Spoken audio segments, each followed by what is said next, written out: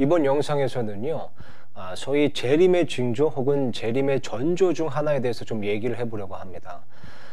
그리고 얼마 전에 이 유엔에서 중요한 내용을 하나 발표했는데요. 이게 전 세계적으로는 톱 기사가 됐었는데 우리나라에서는 좀 묻힌 뉴스가 있습니다. 그래서 그것도 하나 좀 소개해 드리도록 하겠습니다. 예수님께서 세상 죄를 제거하시고 우리의 죄들을 사면하시기 위해서 십자가에 달리시고 피를 흘리셨습니다. 그리고 3일 만에 부활하심으로써 그 복음을 믿는 자들을 위한 영원한 구원을 이뤄주셨죠. 그리고 나서 예수님께서는 승천하셨지만 반드시 다시 오실 거라고 약속하셨습니다. 즉 재림의 약속을 주신 것이죠. 그래서 성경 말씀에 보면요, 이 예수님의 재림에 대한 기록이 상당히 많습니다. 보면 신약 성경 총 260장 중에서 318회나 등장하고요. 신약 성경에서 재림은 초림보다 8배나 더 많이 언급됩니다. 또한 신약 성경에서 재림은 구원 다음으로 가장 많이 언급되고 있죠. 또 예수님께서도 사복음서에서 20번 정도를 직접 언급하셨습니다. 사도 바울도 서신서에서 50여 회 언급했고요. 갈라디아서, 빌레몬서, 요한일서, 그리고 요한 2서를 제외하면 신약 성경의 모든 책에서 재림이 언급되어 있습니다. 게다가 성경의 마지막 책인 요한계시록 마지막 장에도 이 재림에 대한 약속이 실려 있죠. 또한 성경에 보면 예수님에 관한 많은 구체적인 예언들이 있는데요. 예수님의 초림에 관한 예언이 무려 125가지인데 재림에 관한 예언은 그것의 2배 이상인 329가지나 됩니다. 그리고 예수님의 초림에 관한 모든 예언들이 정확히 성취가 되었기 때문에요, 우리는 이 재림에 관한 약속 또한 분명히 성취될 것이라고 믿습니다. 근데 중요한 것은요, 이 성경 말씀에 보면 예수님의 재림의 징조에 대해서 기록하고 있는 대목들이 여러 곳 있다는 겁니다. 왜냐하면 하나님께서는 이 세상의 끝, 혹은 이 예수님께서 다시 오실 그 날이 빛의 자녀인 우리에게는 도둑같이 이르는 것을 원치 않으시기 때문이죠.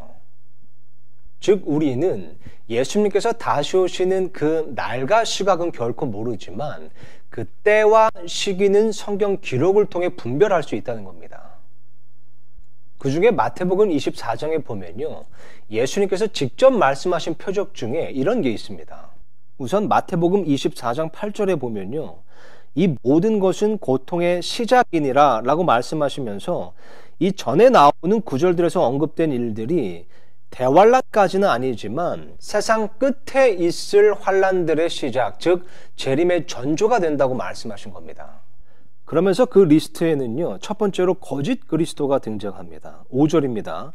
많은 사람이 내 이름으로 와서 내가 그리스도라 하며 많은 사람을 속이리라. 그죠? 이런 사람들은 지금까지 쭉 있어 왔습니다. 최근에 이슈가 됐던 이만희도 그 중 한 사람이죠. 한국에만 하나님이 20명, 그리고 재림 예수가 50명이 있다고 하니 참 웃지 못할 일입니다. 그리고 두 번째로 등장하는 것은요, 전쟁과 전쟁의 소문입니다. 6절 보니까요, 또 너희가 전쟁들과 전쟁들의 소문을 들을 터이나 주의하여 불안해하지 말라. 이 모든 일들이 반드시 일어나야 하되 아직 끝은 아니니라. 자, 여기서 너희라고 하는 것은 1차적으로 유대인을 얘기하는 겁니다. 그래서 지금도 이 이스라엘과 중동, 그리고 그 팔레스타인 지역에서는 이 전쟁들과 전쟁들의 소문이 끊이지 않고 있죠. 이것은 나중에 기회가 되면 좀 더 구체적으로 나누도록 하겠습니다.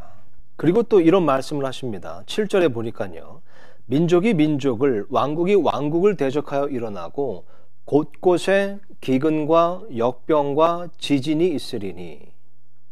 여기 나오는 역병은 사실 우리가 이번 코로나19 사태를 통해서도 다시 한번 상기했었습니다.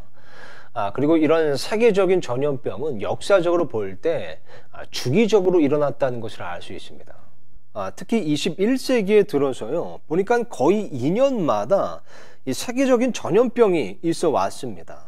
2004년에는 사스가 유행을 했었죠. 또 2008년에는 조류독감이 유행을 했었고 2010년에는 돼지독감이 또 퍼졌었습니다. 2012년에는 메르스가 또 유행을 했었고요. 2014년에는 에볼라 바이러스가 아주 골치 아픈 문제였죠. 또 2016년에는 지카 바이러스가 퍼졌었고 또 2018년에 에볼라 바이러스가 다시 한번 유행을 했었습니다. 그리고 2020년 올해 코로나19 바이러스가 지금 이렇게 기승을 부리고 있는 겁니다. 또한 지금 이 구절에 나오는 지진이라는 것도요, 최근에 그 횟수가 점점 증가하는 것을 볼 수 있습니다. 약 4년 전부터 전문가들은 불의 골이라고 하는 이 환태평양 지진대가 심상치 않다고 경고해오고 있는 겁니다. 그리고 또 예수님께서 언급하신 것이 이 기근이라는 것인데요. 이 구절에 보는 바와 같이 이 기근은 곳곳에 일어나는 기근입니다. 사실 기근은 우리에게 그렇게 와닿지가 않습니다. 왜냐면 우리가 기근이라고 했을 때 보통 흉년이나 아니면 가뭄 같은 것을 떠올리기 때문이죠. 물론 예수님 시대에는 이런 것들이 기근의 주요한 원인이었지만 사실 이 famine이라고 하는 이 기근이라고 하는 사전적인 의미를 보면 단순히 식량 부족을 의미합니다. 그렇게 봤을 때 요즘 세상의 정세를 보면요.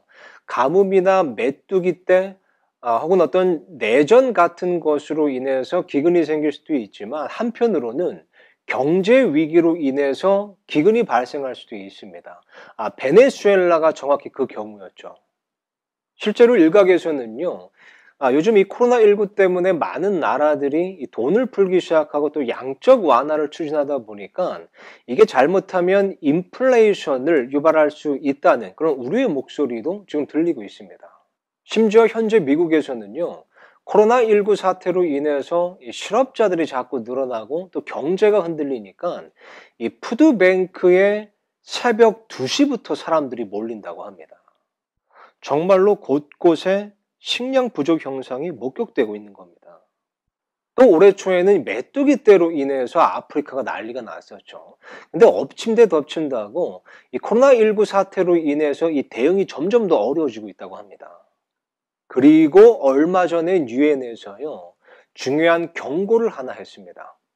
헤드라인은 이렇습니다.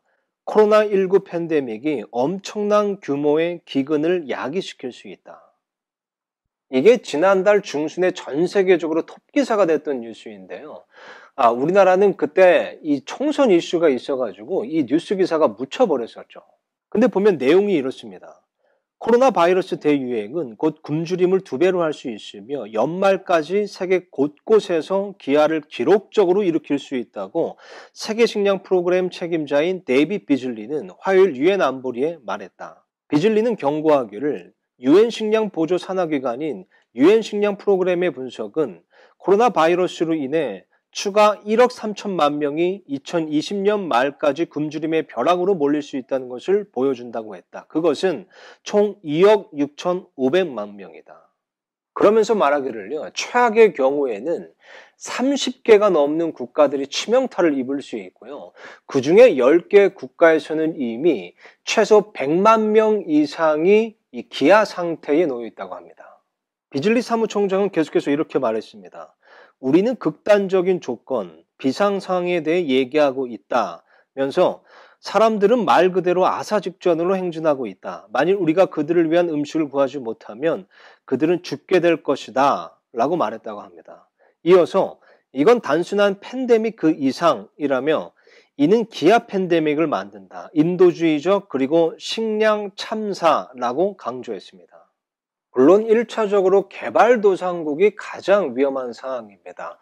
우리나라와 같은 선진국들은 뭐 이런 상황을 직면하지 않을 수는 있죠. 근데 분명한 것은요, 정말 예수님의 말씀처럼 이런 기근이 현재 곳곳에서 일어나고 있다는 겁니다. 그리고 코로나19 사태가 이것을 2배로 촉발시키고 있는 거죠. 하나 재밌는 것은요, 유엔에서 이 경고를 할 때 이 기근에 대해서 이런 표현을 썼다는 겁니다. Biblical proportions. 물론 이것은 관용적인 표현으로서 엄청난 규모라는 의미로 쓰이기도 합니다. 근데 이것을 직역하자면요, 성경적인 규모 혹은 성경 기록을 상기시켜주는 규모라는 뜻이 되기도 합니다. 물론 유엔에서 이런 의미로 이 표현을 썼는지는 모르겠지만 성경 신자로서 우리는 이런 세상의 정세를 볼 때 자연스럽게 무엇보다도 이 예수님의 말씀이 상기되는 것이죠. 기근이라는 재림의 징조가 점점 짙어지고 있습니다. 그렇기 때문에 만약 여러분 가운데 아직 구원에 확신이 없는 분이 계시다면요, 여러분의 구원을 한번 점검해 보셔야 됩니다. 그리고 여러분이 만약 구원받은 그리스도인이라면요, 여러분의 삶을 점검해 보셔야 됩니다. 지금은 우리가 깨어 있을 때입니다.